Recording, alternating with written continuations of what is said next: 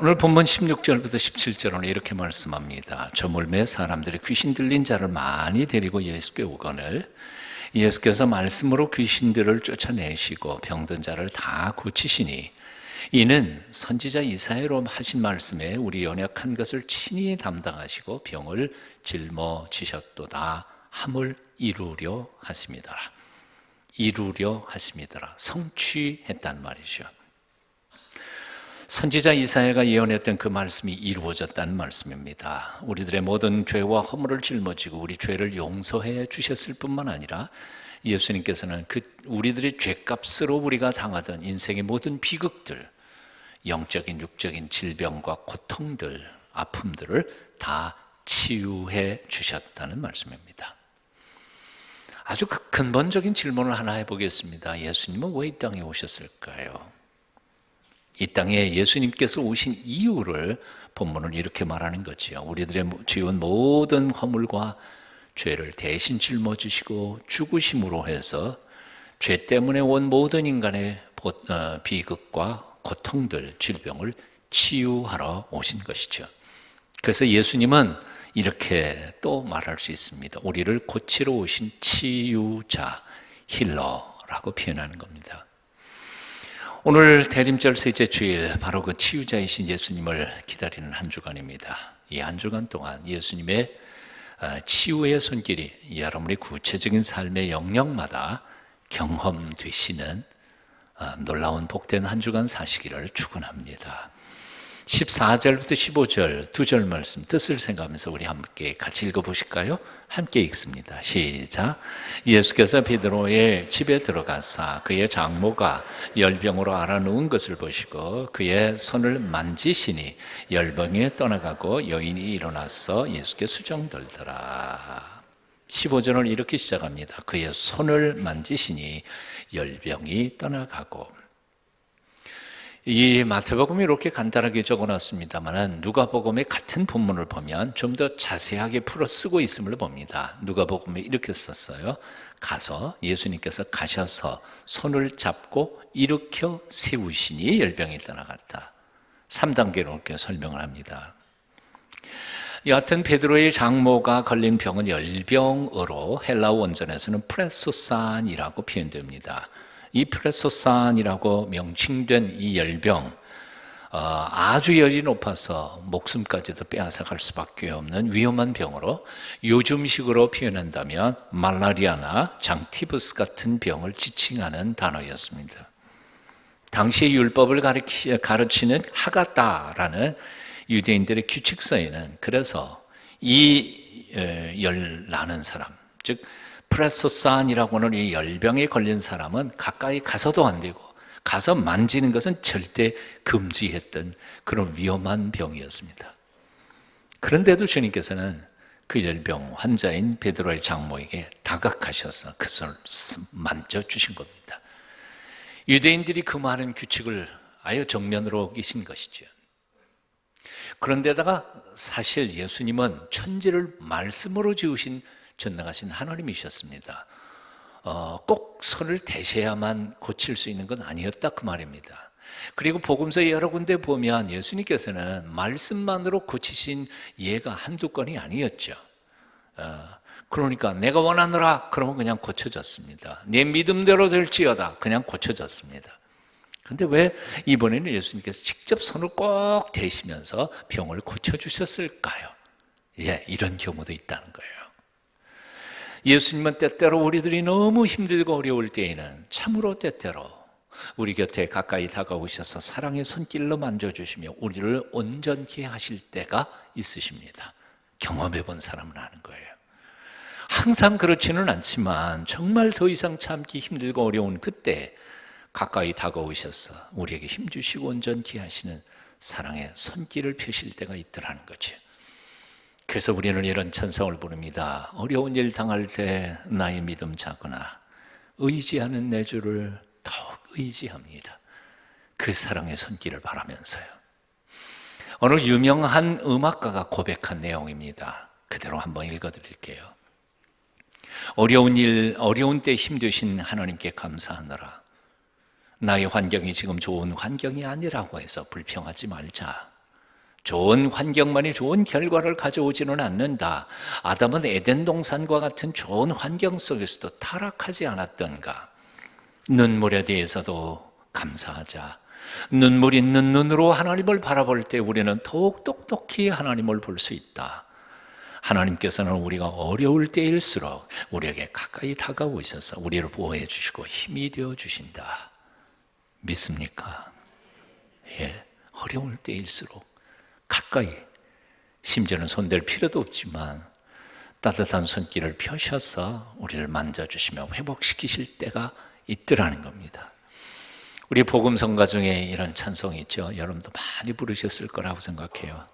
하나님의 사랑을 사모하는 자, 하나님의 평안을 바라보는 자, 너의 모든 것 창조하신 우리 주님이 너를 얼마나 사랑하시는지 믿으세요? 하나님 나는 안 사랑하는 것 같아요. 그렇게 생각하실 필요 없어요. 정말이요. 때를 따라 우리를 성숙시키게 하기 위해서 내 던져버린 것 같은 느낌이 들 그때에도 하나님 우리를 사랑하신다고요. 세상에 어느 부모가 자식 내버려둔 부모가 있겠어요. 우리 주님이 너를 얼마나 사랑하시는지 하나님께 찬양과 경배하는 자, 하나님의 선하심을 닮아가는 자, 너의 모든 것 창조하신 우리 주님이 너를 자녀 삼으셨네. 2절은 함께 부를까요? 2절 함께 불러봅니다.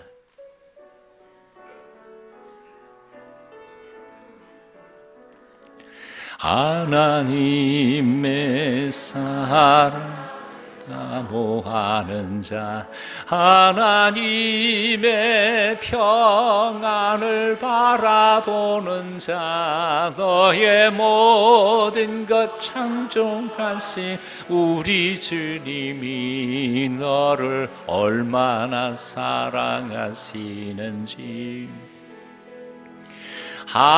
하나님께 찬양과 경배하는 자, 하나님께 선하심을 닮아가는 자, 너의 도는 것 창조하신 우리 주님이 너를 자녀 삼으셨네. 하나님 사랑의 눈으로, 하나님 사랑의 눈으로 너를 어느 때나 바라보시고, 하나님 인자한 귀로서 언제나 너에게 기울이시니, 어두움에 밝은 빛을 비춰주시고 너의 작은 신음에도 응답하시니, 너는 어느 곳에 있든지 주를 향하고 주만 바라볼지라.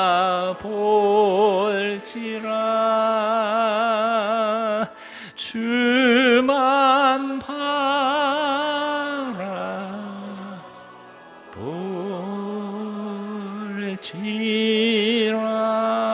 바라볼지라. 이사야 41장 10절을 하나님이 약속하십니다. 두려워 말라, 내가 너와 함께함이니라. 놀라지 말라, 난 네 하나님이 됨이니라. 내가 너를 굳세게 하리라. 참으로 너를 도와주리라. 참으로 나의 의로운 오른손으로 너를 붙들리라. 그 하나님의 손길을 경험했던 시편 기자, 시편 136편 12절을 강한 손과 펴신 팔로 인도하여 내신 이에게 감사하라. 그 인자하심이 영원하미로다. 하나님께서 능력의 오른손으로 지금도 우리를 붙들고 계심을 믿으십니까? 믿으십시오. 느껴지지 않더라도요. 믿는다는 것은 보아야 믿는 게 아니에요. 안 보이니까 믿는 거예요. 느껴지지 않는 거니까 믿는 거예요. 이 눈에 아무것도 보이지 아니하고 들리지 아니하여도 하나님의 신실하심을 믿는 거예요. 폭풍우 속에, 먹구름 속에, 그 캄캄한 어둠 속에서도 먹구름 저 건너편에 태양이 빛난다는 사실을 우리가 아는 것처럼 하나님이 우리 하나님이신 것을 믿고 용기 잃지 않기를 바랍니다. 오늘 본문 15절 하반절을 보면 다음과 같이 적고 있음을 봅니다. 열병이 떠나가고 여인이 일어나서 예수께 수정들더라. 열병이 떠나가고 여인이 일어나서 예수께 수정들더라. 이 말씀 속에서 우리는 적어도 두 가지 분명한 사실을 발견하게 됩니다. 첫째는 예수님의 치유는 완전했다는 것이죠. 완벽했다는 겁니다. 그저 겨우 병이나 치료하는 정도가 아니라 기력까지도 완전히 회복시켰다는 겁니다. 보통 열병은 병이 나도 오랜 동안 요양을 해야 기력을 회복할 수 있는 법입니다. 병 난 후에도 밥도 잘 먹고 운동도 조심스럽게 하면서 평소 기력을 회복하기 위해 노력해야만 합니다. 그렇게 하면서도 정상적인 삶을 다시 살기 위해서는 오랜 시간이 필요한 법입니다. 그런데 여기 베드로의 장모는 예수님의 손을 댄 즉시 나았고 기력까지도 완벽하게 회복된 후에 그 자리에서 일어나 손님들을 접대할 만큼의 건강한 삶을 다시 시작할 수 있었던 것입니다. 하나님은, 그리고 하나님의 그 능력 있는 손길은 우리의 고장난 부분 몇 군데만 겨우 고쳐서 털털거리고 걸어가게 하는 중고차 매매상 아닙니다. 하나님은 완벽하게 우리의 삶을 뜯어 고쳐서 새 것으로 살게 하시는 하나님이십니다. 믿으세요? 우리를 적당히 몇 군데에 고쳐서 그럭저럭 살아가도록 만드는 고물상 주인이 아닙니다. 그 고물상 주인들 TV에서 가끔 나오는 거 보니까 참 재주도 좋아요. 예. 다 다른 사람들이 버린 고물 중에 몇 가지 이렇게 주워가지고 막 떼우고 자전거도 만들고 다 만드는데 그래봤자 내 마음에 드는 건 하나도 없더라고요. 다 고물이에요, 다. 그런데 우리 하나님은, 창조주 하나님은 형편없이 살던 나의 과거를 완전히 100%, 180도로 돌려서 완전한 새 것을 만들어서 걸어가게 하시는 하나님. 사도 바울은 고린도전서 15장 10절에서 이렇게 표현하죠. 그러므로 누구든지 그리스도 안에 있으면 새로운 피조물이라 했습니다. 새롭게 완전히 다시 창조하신 존재라. 이전 것은 지나갔으니 보라 새 것이 되었도다 말씀합니다. 시편 138편 8절을 이렇게 말씀합니다. 한번 따라해 보실래요? 여호와께서 내게 관계된 것을 완전케 하실지라. 뭐라고요? 하나님이 나만 완전케 된 게 아니에요. 나만 완전케 하신다는 말이 아니에요. 나와 관계된 모든 것들을 완전하게 새 것으로 바꿔놓으신다. 아멘. 이 은혜가 오늘도 여러분과 함께 하시기를 축원합니다. 오늘 본문이 우리에게 주시는 두 번째 교훈이 있습니다. 예수님께서 우리를 치료해 주시는 이유, 우리에게 축복해 주시는 이유는 딱 한 가지, 섬기도록 하기 위하여. 섬기라고 우리를 병 고쳐주신다는 거예요. 왜 병을 고쳐주셨어요? 더 열심히 일하라고. 건강 회복한 다음에 열심히 죄질하고 우리를 고치는 게 아니란 말이에요. 우리에게 돈 주고 건강 주고 재물 주고 재능 주어서 축복하시는 이유는 뭐예요? 그것 가지고 세상을 행복하고 복되고 아름다운 세상 만들라고 사명 주기 위하여 주신 것이지, 나 혼자 잘 살고 잘 먹고 잘 살다가 천당 가라고 주신 건 아니다 그 말입니다. 예수님께서 병든 자를 왜 고치십니까? 왜 예수님께서 버림받은 이들을 찾아가셔서 그들을 굳게 세우시고 자유케 하시고 그들을 꿋꿋하게 살아가도록 힘과 건강과 재주와 돈을 주십니까? 이제껏 자신만을 위해 살았던 과거의 삶을 청산해버리고 이제는 좀 이웃과 하나님 나라와 남을 위하여 섬기는 삶을 살도록 하라고 주님이 주시는 축복이라 그 말입니다. 오늘 본문에서 수정들더라라는 말씀은 섬겼다는 말인데 헬라어로 디아코네이라고 표현합니다. 섬김 혹은 봉사라는 뜻입니다. 결국 예수님께서 이 세상에 오셔서 많은 병자들을 고치고 귀신을 내어 쫓으시며 온전치 못한 자들을 온전하게 하신 단 하나의 이유는 섬김을 위해서입니다. 사명을 위해서입니다. 어떤 유명한 작가가 풍자적인 동화 한 편을 썼습니다. 예수님께서 병자들을 고치시고 죄인들의 죄를 다 용서하신 후에 몇 년 뒤에 그 죄인들을 다시 만나보셨습니다. 그들의 삶은 이전보다 훨씬 더 나빠져 있었습니다. 눈뜬 맹인이 예수님을 보자마자 달려와서 울부짖었습니다. 예수님, 내 눈 다시 멀게 해주세요. 예수님 놀라서 물었습니다. 아니, 왜 멀쩡한 눈을 다시 멀게 해야 하겠노? 맹인이 대답합니다. 눈만 뜨면 뭘 합니까? 먹고 살 것이 있어야죠. 눈이 성하다가 아무도 동량을 주지 않으니 배고파서 못 살겠습니다. 일하자니 너무 힘들어 죽겠고 차라리 맹인이었을 때 얻어먹고 살기가 참 쉬웠습니다. 그러니 차라리 다시 맹인으로 만들어주세요. 이해가 되세요? 예, 우리 속셈하고 비슷해요. 가늠하다 현장에서 잡혔던 여인, 조건 없이 죄를 용서받았던 그 여인을 또한 예수님께서 만났습니다. 그런데 그 여인이 예전의 그 더러운 삶으로 다시 돌아가 있었습니다. 주께서 실망해서 다시 물었습니다. 너는 왜 또 다시 옛날 생활로 돌아갔노? 여인이 대답합니다. 예수님, 순결을 지키며 깨끗하게 산다는 게 얼마나 어려운지를 아시겠습니까? 나 그렇게 어렵게 살기보다는 차라리 돌에 맞아 죽을 때 죽더라도 좀 쉽게 살고 싶습니다. 여러분, 새 인생으로 산다는 것 결코 쉽지 않습니다. 병고침 받는 것보다 병고침 받은 이후의 삶이 더 어렵더라는 거죠. 그래서 장애인들 혹은 오랫동안 병상에 누워있던 환자들은요, 일어나고 싶지 않아요. 한 10년쯤 병상에 누워 있어 봐요. 낫는 거 좋을까요? 아니면 그대로 있는 게 좋을까요?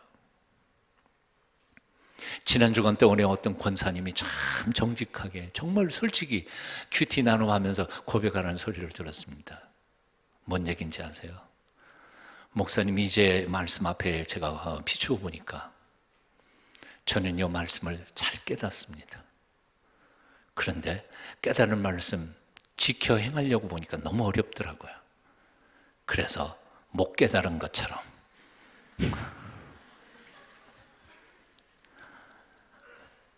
듣고 싶지 않대. 그런데 그 권사님이 얼마나 솔직한지 몰라요. 오늘날 그리스도인들이, 목사인 제가 이렇게 보면요, 알면서도 모르는 척해요. 왜냐하면 그 아는 말씀 그대로 지켜야 한다는 게 너무 힘드니까. 여러분들 얘기 아니에요. 듣고 싶지 않아요. 큐티하고 싶지 않아요. 성경 공부하고 싶지 않아요. 왜냐하면 성경 공부하고 큐티하고 그러다면 그 깨달은 말씀대로 살아야 되지 않아요. 산다는 게 얼마나 어려워요. 차라리 모르는 게 낫지요. 그럼 어떡할까요? 어떡할까요? 옛날로 다시 돌아갈까요? 로마서에서 사도 바울이 강하게 선포했던 것처럼 결코 그럴 수 없느니라. 결코 그럴 수 없느니라. 야고보 선생은 이렇게 죄 짓는 옛 생활로 돌아가는 것을 비유를 했습니다. 어떤 거냐면 토했던 것을 다시 주워 먹고 있는 돼지 같은 삶이라고 표현했어요. 자기가 토해놓고 돼지는 또 다시 주워 먹잖아요. 병고침을 받고 건강하게 살아가는 삶이 어렵다고 해서 우리가 다시 병든 몸으로 살겠습니까? 순결하고 거룩하게 사는 삶이 어렵다고 해서 다시 죄를 먹고 마시는 삶을 다시 살아야 하겠습니까? 결코 그럴 수는 없습니다. 그럴 수는 없습니다. 왜냐하면 그 길은 죽는 길이고요. 사실은 행복해지고 재미있는 것 같지만 다 죽는 길이고 불행한 길이기 때문에 그렇습니다. 사랑하는 여러분, 아무리 힘들어도 토한 것을 다시 주워 먹는 돼지가 되지 않기를 축원합니다. 오히려 아무리 힘들어도 받은 복, 치유받은 몸으로 이웃을 온전히 섬겨가는 하나님의 성숙한 백성들로 사시기를 축원합니다. 헨리 나우에는 그의 책 상처받은 치유자에서 탈무드의 이야기를 소개하고 있습니다. 라비 요슈아 벤이 예언자 엘리야를 우연히 만났습니다. 그래서 엘리야에게 묻습니다. 메시아가 언제 오실까요? 엘리야가 대답합니다. 가서 그분에게 직접 물어보세요. 예? 그분이 어디 계신데요? 예, 저 성문 앞에 앉아 계십니다. 그 성문 앞에 수많은 사람들이 있는데 그분이 메시아인지 아닌지 제가 어떻게 합니까? 메시아는 어떤 분입니까? 그랬더니 엘리야가 이렇게 대답합니다. 그분은 온 몸이 상처투성인 모습으로 가난한 사람들 가운데 앉아 계십니다. 사람들은 모두 다 자신들의 상처를 한꺼번에 다 풀어놓고 아비규환처럼 아프다고 소리를 치고 난리를 치지만 그분은 그 많은 상처들 중에 꼭 한 군데만 풀었다가 다시 싸매시면서 속으로 혼잣말로 이렇게 외치십니다. 아마 내가 필요할 거야. 나를 부르는 소리를 듣고 지체하지 않기 위하여 나는 항상 준비하고 있어야 해. 무슨 얘기인지 이해가 되십니까? 성문 앞에 수많은 사람들이 모두 다 온몸에 상처투성이로 아프다고 다 상처를 벌려놓고는 도와달라고 소리를 치는데 그 중에 한 분이 자기도 온몸에 상처투성이인데 딱 싸매놓고 꼭 한 번에 하나씩만 풀어서 치료하고 또 묻고 그러면서 혼자 중얼거리기를 나에게 도움을 달라고 요청하는 소리가 들릴 때 내가 쫓아가야 돼. 그래서 나는 항상 준비해 있어야 돼. 그가 바로 메시아라는 것입니다. 이 이야기 속에 담겨져 있는 중요한 사실 두 가지가 있습니다. 첫째는 메시아는 우리의 고통을 없애러 오시는 분이 아니라 고통을 통해 우리를 성숙시키려고 우리와 함께 고통받으시는 분으로 오신다는 겁니다. 함께 고통받는 분으로. 둘째, 온 세상 사람들이 다 자기의 온몸의 상처를 다 드러내놓고는 소리치는데 아우성치고 있지만 메시아 그 한 분은 꼭 한 군데 상처만 풀었다가 치료하고 싸매시면서 나를 부르는 소리를 들어야 돼. 그리고 듣기만 하면 선살같이 달려가서 그를 도와주는 모습으로 오셨다는 겁니다. 한마디로 말해서 온 세상의 죄악을 대신 짊어지셨기에 온몸에 상한 곳이 하나 없이 상처투성이이신데에도 불구하고 메시아께서는 아무도 없기 위하여 당신의 상처는 한 번에 꼭 한 군데만 치료하고 계신다는 것입니다. 이를 가리켜서 헬리나 웨이는 상처받은 치유자, wounded healer라고 표현하고 있는 것입니다. 골고다 언덕에 높이 세워진 십자가에서 죽어가시는 예수님은 아무리 생각해봐도 세상을 구원하러 오시는 메시아 같지가 않습니다. 병든 세상을 고치러 오신 그리스도이기에는 너무도 허약한 모습이었습니다. 너무도 불쌍할 만큼 온몸이 사처투성이로 처절한 모습으로 죽어가고 계셨습니다. 그랬기에 곁에 함께 달렸던 강도도 비웃으면서 그에게 이렇게 외쳤습니다. 당신이 세상을 구원하러 왔다는 그리스도가 맞아? 그렇대. 어떻게 자신도 구원을 못해? 너도 좀 구원해보고 우리도 구원해다오. 그런데 다른 강도는 그를 꾸짖고는 예수님께 부탁합니다. 예수여, 당신의 나라에 들어갈 때 나를 기억해 주옵소서. 사실 그 두 강도는 그 지난 삶이 형편없었던, 그들이 저지른 마땅한 죗값을 치르며 죽어가고 있었던 형편없는 인간들이었습니다. 평생 제멋대로 살았던 죄인들이었습니다. 감히 세상 죄를 대신 지고 죽어가시는 예수님께 뭔가를 부탁할 수 있는 처지가 아니었습니다. 그럼에도 불구하고 예수님께서는 죽음의 문턱에서 고통스러운 순간에 그 강도를 향해 이렇게 말씀하시는 겁니다. 내가 오늘 나와 함께 낙원에 있으리라.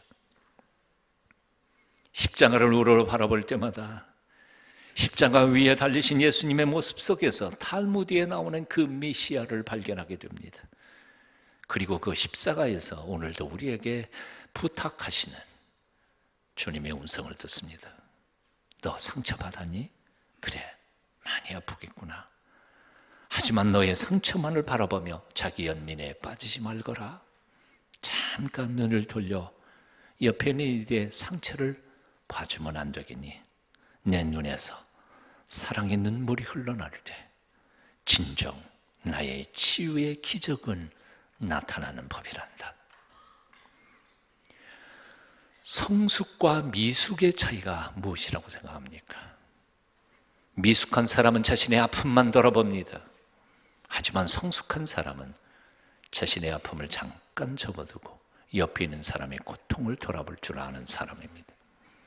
어린아이는 어쩌다가 손가락에 조금만 피 한 방울만 나와도 나 죽어 소리치죠. 못 보셨어요? 저는 많이 봤어요. 하지만 엄마는 말기암 환자로서 죽어가는 고통 속에서 그 어린아이를 품에 안고 위로하고 달랩니다. 성숙한 사람과 미숙한 사람의 차이예요. 헨리 나우에는 오늘 이 시대의 모든 사람들이 다 상처받은 사람들이라고 표현합니다. 모두 다 상처투성이라고 말합니다. 맞습니다. 세상에 상처 없는 사람 누가 있어요? 외롭지 않은 사람은 어디가 있어요? 고통 안 받는 사람이 누가 한 명이라도 있겠어요? 오늘 예배드리는 여러분들 속에 나는 정말 상처 아무것도 없어요, 그렇게 말할 수 있는 사람이 있어요? 아무도 없어요. 설교하는 저까지 포함해서 말이에요. 심지어 헨리 나우에는 영적인 지도자들조차도 벌써 모두 다 상처가 깊은 사람들이라고 말합니다. 그러나 그렇게 상처받은 사람들이 자신들의 상처는 한 번에 한 군데만 풀어 싸매며 남들의 상처를 돌아보기 시작할 때 하나님의 치유의 기적은 이 세상에 나타날 것이라고 말하고 있습니다. 여러분 아프세요? 주님의 일을 하다가 속이 푹푹 썩어 골병이 들고 속빈 강정처럼 그렇게 공허하십니까? 살기가 만만치 않아 예배드리는 이 순간에조차도 찬송 부르는 것조차 부담스럽습니까? 다시 십자가를 바라보십시오. 당신의 상처를 한 번에 한 군데만 풀어 치료하시다가 누군가 비명을 지르면 쓴살려가 달려가 도우시는 상처받은 치유자 예수님을 바라보십시오. 그분을 묵상하며 그를 닮아가는 작은 예수로 살게 되시기를 축원합니다. 모든 상처 다 풀어 제치고 아파 죽겠다고 세상 모든 사람들 다 나 좀 봐달라고 하소연하고 원망하기보다는 한 벌에 하나만 십자가 앞에서 주님 앞에서 한 가지씩만 치료받으며 남들을 돌아볼 줄 아는 성숙한 하나님의 사람들로 살게 되시기를 축원합니다. 기도하겠습니다. 세상 모든 허물과 죄를 한 몸에 짊어지시고 고통당하는 메시아로 오신 주 예수님, 한 번에 꼭 한 군데만 치료하시며 우리의 작은 신음소리에도 귀를 기울여 주시는 주 예수님, 우리 또한 주님의 제자로 그렇게 살도록 우리도 힘들지만 나보다 더 힘든 이들을 돌아보며 살아가는 성숙한 그리스도인으로 살도록 우리를 도와 주시옵소서. 예수님 이름으로 기도합니다. 아멘.